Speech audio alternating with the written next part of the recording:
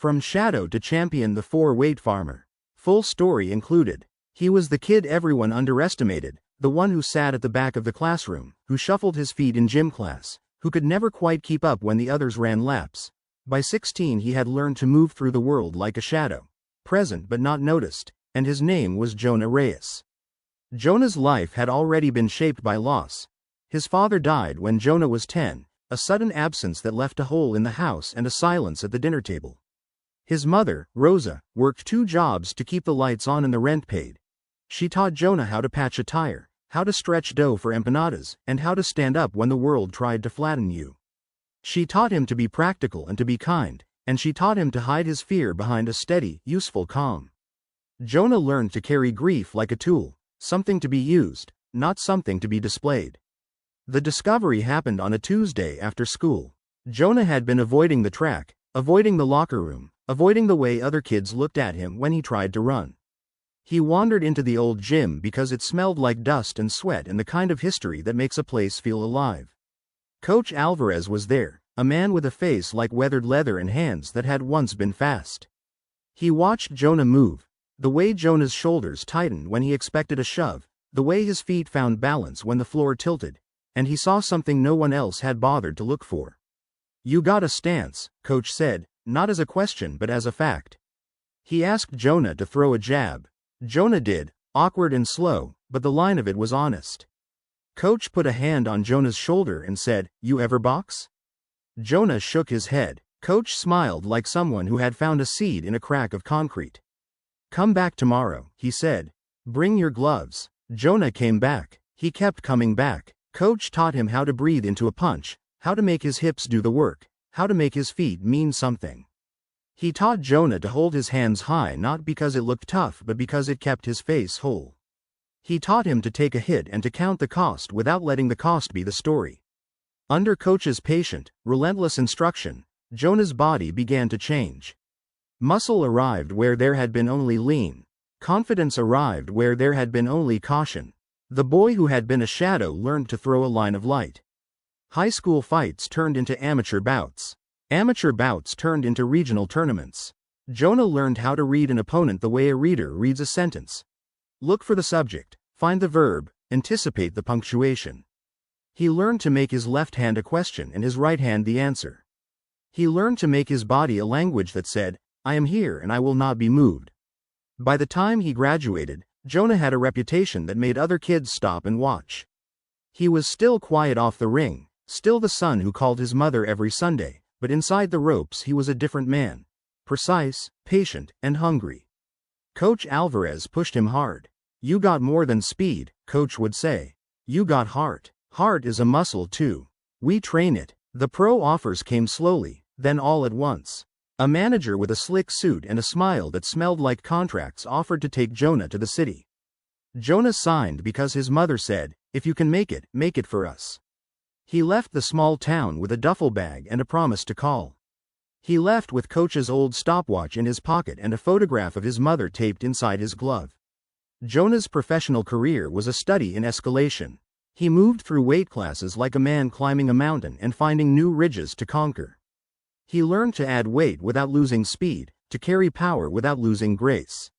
He became a 4-weight champion, featherweight, lightweight, welterweight, and middleweight, a rare, almost mythic achievement. Each title came with a different kind of fight. Some were wars of attrition, some were quick, brutal statements. He learned to adapt, to find the seam in an opponent's armor and to press until the seam opened. His record read like a ledger of dominance: 70 wins, 1 loss, 1 draw, 68 wins by knockout. The numbers were not just statistics, they were the story of a man who had learned to turn every ounce of doubt into kinetic force. The knockouts were not always pretty. Sometimes they were clinical, a single clean shot that ended a night. Sometimes they were messy, a flurry that left the crowd breathless. But they were always decisive, and they built a reputation that made opponents study his tape with the kind of reverence usually reserved for legends. Even as Jonah climbed, the past never left him. The death of his father had been a shadow that lengthened with every success. There were nights when the applause felt like a betrayal, when the roar of the crowd made him think of the quiet house where his mother had once cried into a dish towel. He carried grief like a second skin, and sometimes it chafed. There was another tragedy that no one expected, a car accident that took Coach Alvarez's life. It happened on a rain-slicked highway, a headline that read like a punctuation mark in Jonah's life. Coach had been the man who taught Jonah to stand, and when he was gone, Jonah felt untethered. He won fights after the funeral, but the victories tasted like ash. He found himself asking why he was still in the ring. Was it for the belts? For the money? For the hollow echo of a crowd? Or was it for something Coach had seen in him that Jonah had forgotten how to see? The loss of Coach was the first time Jonah lost sight of his goal. He began to fight not to become stronger but to fill a silence. He began to let the noise of fame and the pressure of expectation shape his choices. He started to take fights he shouldn't have taken, to chase payday over purpose. The record kept growing, but the man inside the record felt frayed. There was a stretch, 6 months that felt like a year, when Jonah's focus slipped. He trained, but his training was mechanical. He sparred, but his sparring lacked the curiosity that had once made him dangerous. He showed up to press conferences and smiled for cameras, but the smile was a mask. He missed a training run once and then twice. He started to drink more than he used to. He argued with his manager. He argued with himself. The low point came after a fight that should have been a routine defense. Jonah walked into the ring heavy with doubt and left with a bruise on his record, his first professional loss. It was not a knockout, it was a decision, a close fight that the judges awarded to his opponent. The loss was a mirror. For the first time in his career, Jonah saw himself not as a champion but as a man who had drifted. The headlines were merciless. Analysts dissected his technique. Fans debated whether he was finished. Sponsors paused. The loss became a story that threatened to swallow the man who had once been a quiet kid in the back of the classroom. If the loss was the mirror, his family and the people he had met along the way were the hands that helped him stand up. His wife, Elena, was the first to refuse to let him define himself by a single night. She had been there from the beginning, a nurse who had met Jonah at a community clinic and who had seen, in the way she saw patients, the man beneath the gloves. She married him not for his record but for the way he listened when she spoke. She was practical and fierce and had 4 children who needed a father who could be present. His family became the anchor. His mother's voice on the phone was a tether. His children's laughter in the backyard was a reminder of what mattered. Friends from the gym, old sparring partners, a retired boxer who ran a small gym downtown, a nutritionist who refused to sugarcoat the truth, all showed up. They did not offer platitudes. They offered work. Long runs at dawn, mid-sessions that left him raw, a return to fundamentals that felt like prayer. There were also people he had met in the ring who pushed him back to himself. Opponents who had once been rivals became teachers in their own way. One opponent, a veteran with a reputation for toughness, sent Jonah a note after the loss. "You're better than this. Remember why you started." Another, a young fighter Jonah had once beaten, came to the gym and said, "Teach me. Don't let what you know die with you." Those words landed like a bell. Jonah began to rebuild. He stopped chasing spectacle and started chasing craft. He returned to the basics Coach had taught him: stance, breath, the economy of motion. He ran until his lungs remembered how to be patient. He shadowboxed until his hands remembered the language of his body. He sparred with humility, letting the work be the teacher. The comeback was not cinematic in the way movies make comebacks cinematic. There were no montages with swelling music. There were early mornings in cold water and the smell of liniment. There were days when he wanted to quit and nights when he could not sleep. But there were also small victories. A sparring session where his footwork felt like home, a mid-session where his jab snapped like a whip, a run where his legs remembered the rhythm of purpose. When he returned to the ring, he did so with a clarity that had been missing. He fought with intention. He fought for the people who had kept him honest. He fought for his mother, who had always believed he could be more than the sum of his losses. He fought for his children, who watched him on television and learned that strength is not the absence of fear but the decision to move through it. The wins came back. The knockouts returned. The record swelled again, and this time the victories felt like reclamation rather than conquest. Jonah's style matured. He became less about brute force and more about timing and placement. He learned to end fights with a single, economical strike that made the crowd rise because they knew they had witnessed something inevitable. Jonah's career was defined by a handful of fights that tested him in different ways. There was the slugger from the south who hit like a freight train and forced Jonah to take a beating to find an opening. There was the technical wizard from overseas who moved like water and made Jonah learn to be patient. There was the young lion who came with nothing to lose and everything to prove, and who pushed Jonah to rediscover the hunger of his youth. Each opponent taught him something. The freight train slugger taught him how to absorb and redirect.